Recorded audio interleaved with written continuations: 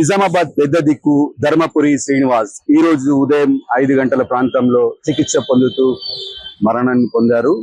అయితే ఆయన మరణం తర్వాత నిజామాబాద్ జిల్లా ఒక పెద్ద దిక్కును కోల్పోయిందని చెప్పేసి నగర ప్రజలు దిగ్భ్రాంతికి గురైన పరిస్థితి ఉంది. అయితే నిజామాబాద్ జిల్లా ఉమ్మడి ఆంధ్రప్రదేశ్ లో 2 సార్లు అది కాంగ్రెస్ పార్టీని అధికారంలోకి తెచ్చిన పిసిసి అధ్యక్షుడిగా ఆయనకు ఘనత ఉంది. 2 సార్లు పార్టీని అధికారంలోకి తీసుకొచ్చాడు.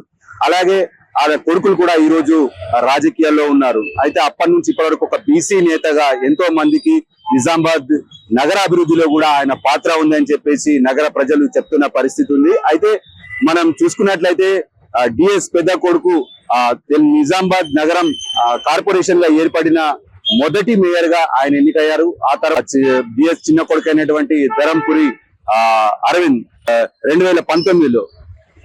2019లో మొదటిసారి గెలుపొందారు. 2024లో మరోసారి కూడా రెండోసారి కూడా ఎంపీగా గెలుపొందారు. అయితే ఇద్దరి అన్నదమ్ముల మధ్య ఈ రాజకీయ వైరం అనేది అయితే ఉంది.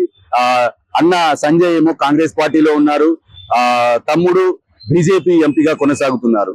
అయితే తండ్రి ఇటు కొడుకు అటు చిన్న కొడుకు పెద్ద కొడుకు సపోర్ట్ చేసే పరిస్థితుల్లో కొద్దిగా ఆందోళన చెందిన విషయాన్ని తెల్లమైన విషయం అందరికి తెలిసిందే. అయితే గత 2003లో కాంగ్రెస్ లో కలుస్తున్నాడు అని చెప్పేసి పెద్ద కొడుకుతో పాటు డిఎస్ కూడా కలుస్తున్నాడని పుకార్లు వేశాయి. అయితే అదంతా కూడా ఫేక్ అని చెప్పి మళ్ళీ తర్వాత వచ్చిన పరిస్థితి ఉంది. అయితే అతని అనారోగ్య పరిస్థితి ఆనాటి నుంచి కూడా ఆరోగ్యం బాగలేక చికిత్స పొందుతున్న పరిస్థితి ఉంది.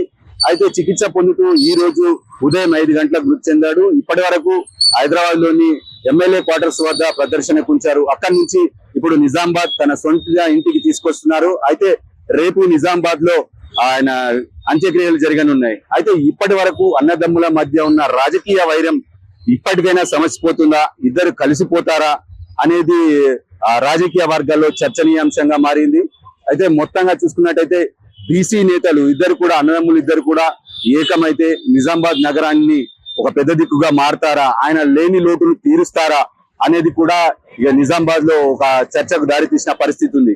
అయితే మొత్తంగా చూసుకున్నట్లయితే ఈ ఇద్దరు కొడుకులు కూడా రాజకీయంగా వారి ప్రతిభను కనబరిచారు. ఒకరు మేయర్ గా 5 సంవత్సరాలు పూర్తి చేసుకున్నారు.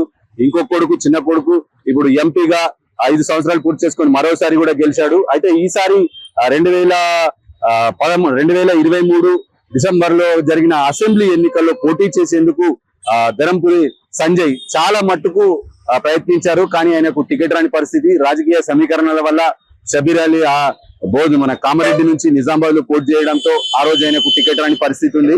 టికెట్ వస్తుందని అప్పటి వరకు ఊహాగానాలు వచ్చాయి. అయితే చివరకు రాలేని పరిస్థితి ఉంది. అయితే మొత్తంగా చూసుకున్నట్టయితే ఇద్దరు కొడుకులు కూడా ఇప్పుడు ఏకమైతారా, లేదంటే ఈ వైరాన్ని ఇంకా కొనసాగుతుందా, డిఎస్ తదనంతరం నిజామాబాద్ కు పెద్ద దిక్కుగా మారేది ఎవరు అనే విషయాలు ఇప్పటికీ నిజామాబాద్ ప్రజల్లో చర్చనీయాంశంగా మారింది.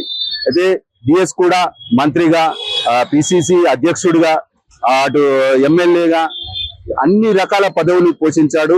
చివరికి ఈ రోజు ఉదయం 5 గంటలకు ఆయన మృతి చెందిన పరిస్థితి ఉంది. అయితే రేపు జరిగే అంత్యక్రియల్లో సీఎం రేవంత్ రెడ్డి కూడా పాల్గొంటున్నారనే విషయాన్ని తెలుస్తుంది. అయితే దీనికోసం చాలా మంది నగర ప్రజలు కూడా పెద్ద ఎత్తున ఆయన మరణాన్ని జీర్ణించుకోలేకపోతున్నారు. వారి యొక్క దిగ్భ్రాంతిని వ్యక్తం చేస్తున్న పరిస్థితిని మనం చూస్తున్నాము. ప్రధాన కూడళ్ల వద్ద ఆయన ఫ్లెక్సీలు పెట్టి కూడా వారి యొక్క సంతాపాన్ని వారు తెలుపుతున్న పరిస్థితి ఉంది. ఇది నిజామాబాద్ జిల్లాలో డిఎస్ మరణం యొక్క తాజా పరిస్థితి.